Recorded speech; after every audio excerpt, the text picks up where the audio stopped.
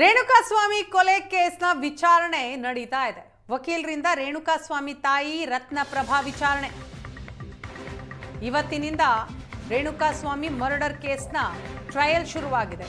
ಸದ್ಯ ತಾಯಿ ರತ್ನಪ್ರಭಾ ವಿಚಾರಣೆಯನ್ನ ವಕೀಲರು ಮಾಡ್ತಿದ್ದಾರೆ. ಪವಿತ್ರ ಗೌಡ ಪರ ವಕೀಲ ಬಾಲನ್ರಿಂದ ಪ್ರಶ್ನೆಗಳ ಸುರಿಮಳೆ ಆಗ್ತಾ ಇದೆ. ನಿಮ್ಮ ಮಗನ ಕೋರ್ಟ್ ಕೇಸ್ ನಡೀತಿರೋದು ಗೊತ್ತಾ? ರೇಣುಕಾಸ್ವಾಮಿ ತಾಯಿಯನ್ನ ಪ್ರಶ್ನೆ ಮಾಡ್ತಾರೆ ವಕೀಲ ಬಾಲನ್. ನಿಮ್ಮ ಮಗನ ಕೋರ್ಟ್ ಕೇಸ್ ನಡೀತಾ ಇರೋದು ಗೊತ್ತಾ? ಬಜರಂಗ ದಳ ಹುಡುಗರ ಜೊತೆ ಮಗ ಓಡಾಡ್ತಾ ಇದ್ದದ್ದು ಗೊತ್ತಿತ್ತಾ ಅನ್ನೋದನ್ನ ಪ್ರಶ್ನೆ ಮಾಡ್ತಾರೆ ಬಾಲನ್. ನಿಮ್ಮ ಮಗನನ್ನ ಬಂಧಿಸಿದ್ರು ಅನ್ನೋದು ಗೊತ್ತಾ?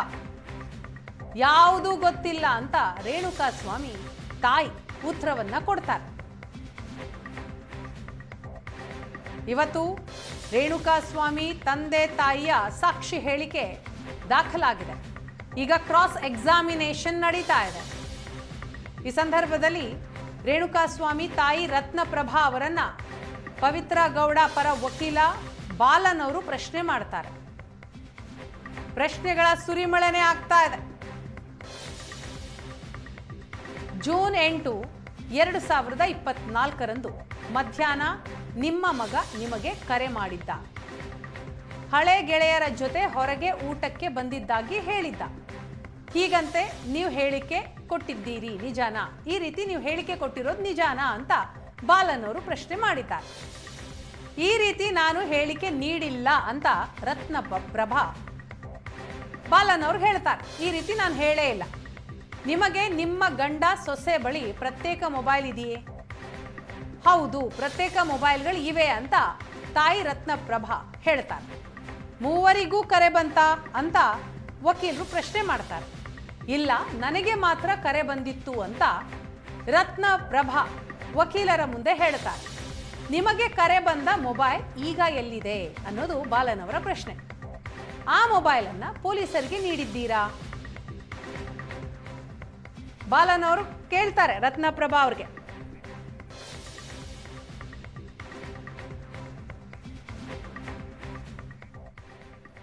ಈ ಬಗ್ಗೆ ಡೀಟೇಲ್ಸ್ ಕೊಡ್ತಾರೆ ನಮ್ಮ ಪ್ರತಿನಿಧಿ ಕಿರಣ್. ಈಗ ಸಂಪರ್ಕದಲ್ಲಿದ್ದಾರೆ. ಕಿರಣ್, ಚಿತ್ರದುರ್ಗ ರೇಣುಕಾಸ್ವಾಮಿ ಮರ್ಡರ್ ಕೇಸ್ನ ಟ್ರಯಲ್ ಇವತ್ತಿನಿಂದ ಆರಂಭ ಆಗಿರುವಂಥದ್ದು. ಈಗ ರೇಣುಕಾಸ್ವಾಮಿ ತಾಯಿಯ ಕ್ರಾಸ್ ಎಕ್ಸಾಮಿನೇಷನ್ ಆಗ್ತಾ ಇದೆ. ಸೊ ಏನೆಲ್ಲ ಪ್ರಶ್ನೆಗಳನ್ನ ಕೇಳಲಾಗ್ತಾ ಇದೆ ರತ್ನಪ್ರಭಾ ಅವ್ರಿಗೆ?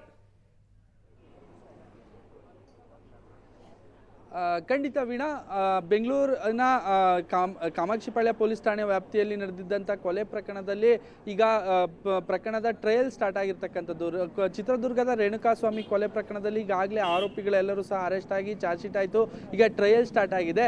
272 ಮಂದಿ ಸಾಕ್ಷಿಗಳಿದ್ದಾರೆ. ಅದರಲ್ಲಿ 7 ಮತ್ತು 8ನೇ ಸಾಕ್ಷಿಯಾಗಿರ್ತಕ್ಕಂಥ ರೇಣುಕಾಸ್ವಾಮಿಯ ತಂದೆ ತಾಯಿಯಾಗಿರ್ತಕ್ಕಂಥ ಏನು ರತ್ನಪ್ರಭಾ ಮತ್ತು ಕಾಶಿನಾಥಯ್ಯ ಇಬ್ಬರಿಗೂ ಸಹ ಕೋರ್ಟು ಈ ಹಿಂದೆ ಸಮನ್ಸ್ ಜಾರಿ ಮಾಡಿತ್ತು. ಈಗ ಟ್ರಯಲ್ ನಡೀತಾ ಇರ್ತಕ್ಕಂಥದ್ದು. ಬೆಳಗ್ಗೆ 12 ಗಂಟೆಯಿಂದಲೂ ಸಹ ಇನ್ ಕ್ಯಾಮ್ರಾ ಪ್ರೊಸೀಡಿಂಗ್ಸ್ನಲ್ಲಿ ಟ್ರಯಲ್ ನಡೀತಾ ಇರ್ತಕ್ಕಂಥದ್ದು. ಮುಖ್ಯವಾಗಿ ಓತನ್ನು ತೆಗೆದುಕೊಂಡ್ರು. ರೇಣುಕಾಸ್ವಾಮಿ ತಾಯಿಯಾಗಿರ್ತಕ್ಕಂಥ ರತ್ನಪ್ರಭಾ ಅವರು ಓತನ್ನು ತೆಗೆದುಕೊಂಡು ಈಗ ವಿಚಾರಣೆಯನ್ನು ಎದುರಿಸ್ತಾ ಇರ್ತಕ್ಕಂಥದ್ದು. ಇಲ್ಲಿ ಪಾರ್ಟಿ ಸವಾಲನ್ನು ಮಾಡಲಾಗ್ತಾ ಇದೆ. ಮುಖ್ಯವಾಗಿ ಏನಂದರೆ ಪವಿತ್ರ ಗೌಡ ಅವರ ವಕೀಲರಾಗಿರ್ತಕ್ಕಂಥ ಬಾಲನ್ ಅವರು ತೀವ್ರವಾಗಿ ಕ್ರಾಸ್ ಎಕ್ಸಾಮಿನ್ ಮಾಡ್ತಾ ಇರ್ತಕ್ಕಂಥದ್ದು. ಮುಖ್ಯವಾಗಿ ಏನಂದರೆ ಚಾರ್ಜ್ ಶೀಟ್ನಲ್ಲಿ ಉಲ್ಲೇಖ ಮಾಡಿರುವಂತೆ ರತ್ನಪ್ರಭಾ ಅವರನ್ನ ಹೇಳಿಕೆಯನ್ನು ದಾಖಲಿಸಿದ್ರು. ಹೀಗಾಗಿ ಆ ಹೇಳಿಕೆಯನ್ನು ಮುಂದೆ ಇಟ್ಕೊಂಡು ರತ್ನಪ್ರಭಾ ಅವರನ್ನ ಕ್ರಾಸ್ ಎಕ್ಸಾಮಿನ್ ಮಾಡಲಾಗ್ತಾ ಇದೆ. ಇದರಲ್ಲಿ ಏನಂದರೆ ರತ್ನಪ್ರಭಾ ಅವರನ್ನ ಪವಿತ್ರ ಗೌಡ ಪರ ವಕೀಲರು ಏನಿದ್ದಾರೆ ಬಾಲನ್ ಪ್ರಶ್ನೆಗಳ ಮೇಲೆ ಪ್ರಶ್ನೆಯನ್ನು ಮಾಡ್ತಾ ಇರ್ತಕ್ಕಂಥದ್ದು. ನಿಮ್ಮ ಮಗ ಕೋರ್ಟ್ ಕೇಸ್ಗೆ ಹೋಗ್ತಾ ಇದ್ದಿದ್ದು ಗೊತ್ತಾ?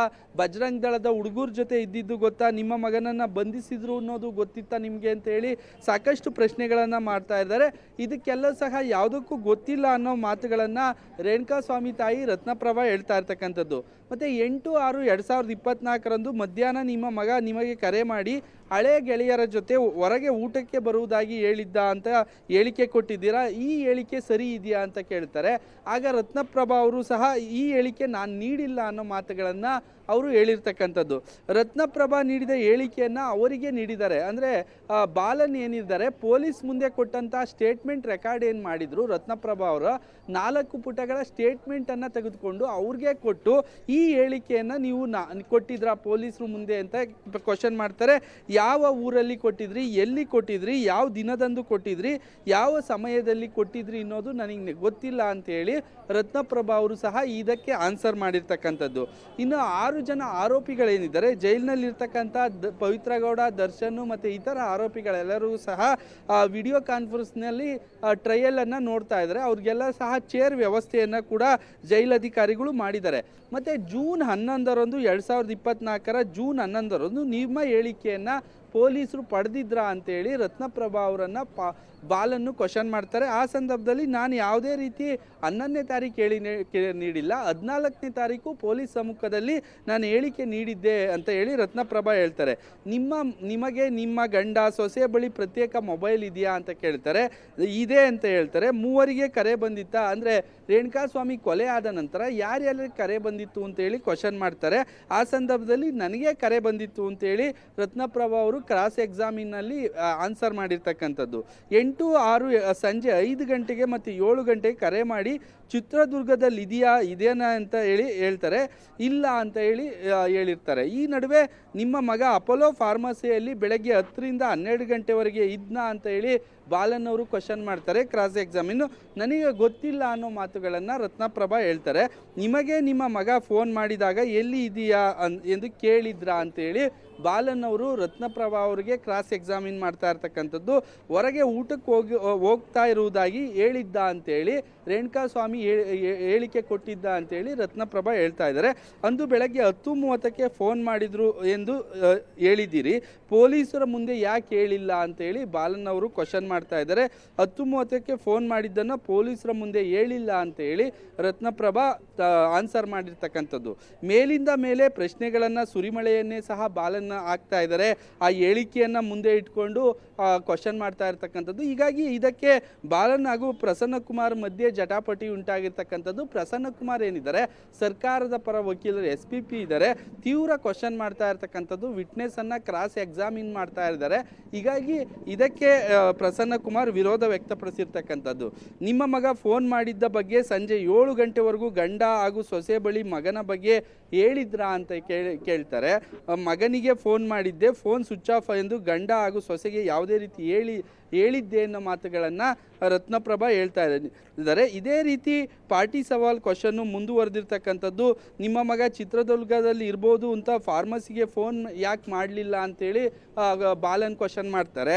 ಚಿತ್ರದುರ್ಗದಲ್ಲಿ ಇಲ್ಲೋ ಅನ್ನೋ ವಿಷಯ ಗೊತ್ತಿರೋದೇ ಇಲ್ಲ ನನಗೆ ಅಂತೇಳಿ ರತ್ನಪ್ರಭಾ ಹೇಳ್ತಾರೆ. ಸಂಜೆ 7 ಗಂಟೆಗೆ ನಿಮ್ಮ ಮಗನ ಫೋನ್ ಸ್ವಿಚ್ ಆಫ್ ಆಗಿತ್ತು ಅಂತ ಹೇಳಿ ಬಾಲನ್ ಕ್ವಶನ್ ಮಾಡ್ತಾರೆ. ಸಂಜೆ 7 ಗಂಟೆಗೆ ಅಪೋಲೋ ಫಾರ್ಮಸಿಗೆ ಫೋನ್ ಮಾಡಿ ನಿಮ್ಮ ಮಗನ ಬಗ್ಗೆ ಕೇಳಲು ತೊಂದರೆ ಇರಲಿಲ್ಲ ಅಂತ ಬಾಲನ್ ಕ್ವಶನ್ ಮಾಡಿದ್ರೆ ತೊಂದರೆ ಇತ್ತು ಅಂತ ಹೇಳಿ ರತ್ನಪ್ರಭಾ ಆನ್ಸರ್ ಮಾಡಿದ್ದಾರೆ. ಅಪೋಲೋ ಫಾರ್ಮಸಿಯಲ್ಲಿ ಫೋನ್ ಮಾಡಲು ಏನು ತೊಂದರೆ ಇತ್ತು ಅಂತೇಳಿ ಬಾಲನ್ ಕ್ವಶನ್ ಮಾಡಿರ್ತಕ್ಕಂಥದ್ದು. ನನಗೆ ಇದ್ರ ಬಗ್ಗೆ ಏನು ಗೊತ್ತಿಲ್ಲ ಅಂತೇಳಿ ರತ್ನಪ್ರಭಾ ಹೇಳ್ತಾ ಇರ್ತಕ್ಕಂಥದ್ದು. ಜೂನ್ 14ಕ್ಕೆ ನಾನು ಏನು ಸ್ಟೇಟ್ಮೆಂಟ್ ಕೊಟ್ಟಿದ್ದೆ ಅದಕ್ಕೆ ಬದ್ಧನಾಗಿದ್ದೇನೆ. ಜೂನ್ 11ಕ್ಕೆ ನಾನು ಸ್ಟೇಟ್ಮೆಂಟ್ ಕೊಟ್ಟಿಲ್ಲ ಅಂತೇಳಿ ಇನ್ನೂ ಸಹ ಪಾರ್ಟಿ ಸವಾಲು ಮುಂದುವರೆದಿರ್ತಕ್ಕಂಥದ್ದು. ರತ್ನಪ್ರಭಾ ಅವರನ್ನು ತೀವ್ರವಾಗಿ ವಕೀಲ ಬಾಲನ್ನು ಕ್ವಶನ್ ಮಾಡ್ತಾ ಇದ್ದಾರೆ. ಇನ್ನೂ ಸಹ ಮುಂದುವರೆದಿರ್ತಕ್ಕಂಥದ್ದು. 7 ಗಂಟೆಗೆ ನಿಮ್ಮ ಸೊಸೆ ರೇಣುಕಾಸ್ವಾಮಿ ಮರ್ಡರ್ಗೂ ಮುನ್ನ ಏನೆಲ್ಲ ಆಯಿತು ಅನ್ನುವಂತಹ ಪ್ರಶ್ನೆಯನ್ನೇ ಬಾಲನ್ ಅವರು ಎತ್ತುತ್ತಾ ಇದ್ದಾರೆ. ಅದು ಓಕೆ. ಆದ್ರೆ ರೇಣುಕಾಸ್ವಾಮಿಗೂ ಬಜರಂಗ ದಳದ ನಂಟಿರುವ ವಿಚಾರಕ್ಕೂ ಸಂಬಂಧಪಟ್ಟ ಹಾಗೆ ಅದರ ಬಗ್ಗೆಯೂ ಕೂಡ ಬಾಲನ್ ಅವರು ಪ್ರಶ್ನೆ ಮಾಡಿದ್ದಾರಲ್ಲ, ಅದು ಯಾಕಾಗಿ, ಏನ್ ಪ್ರಶ್ನೆ ಕೇಳಿದ್ರು, ಅದರ ಬಗ್ಗೆ ರತ್ನಪ್ರಭಾ ಅವ್ರು ಹೇಳಿದ್ದೇನು?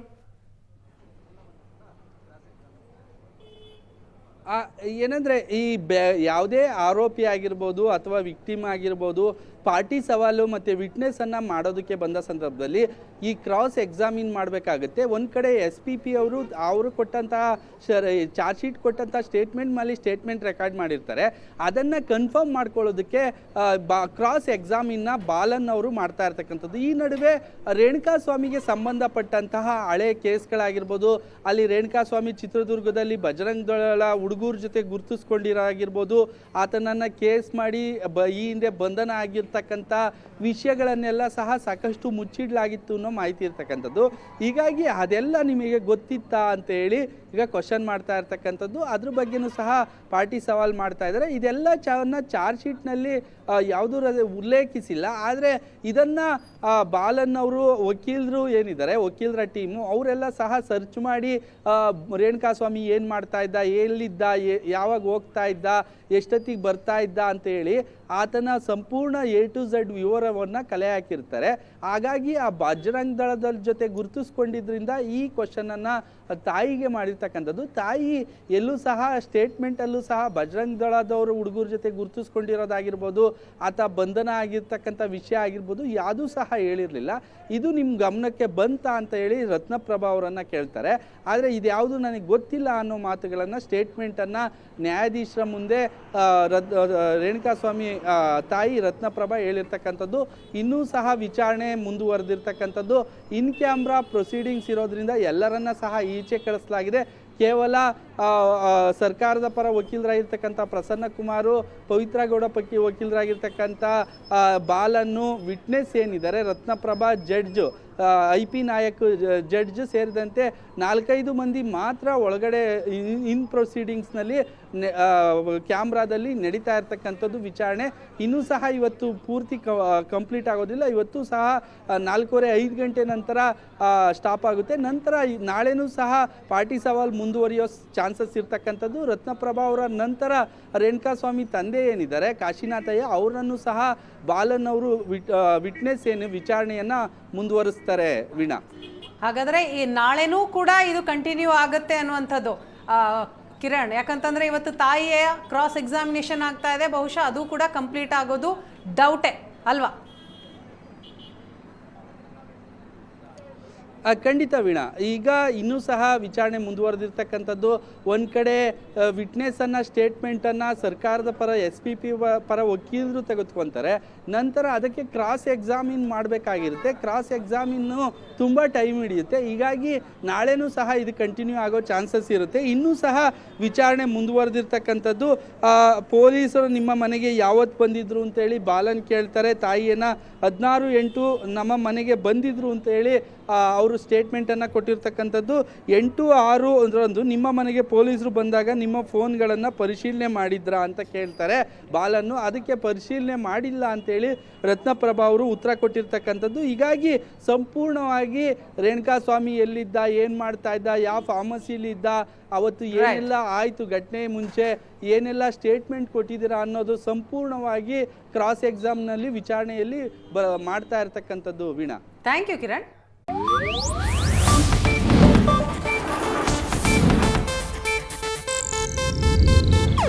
ಇದು ಏಷ್ಯಾನೆಟ್ ನ್ಯೂಸ್ ನೆಟ್ವರ್ಕ್ ಪ್ರಸ್ತುತಿ.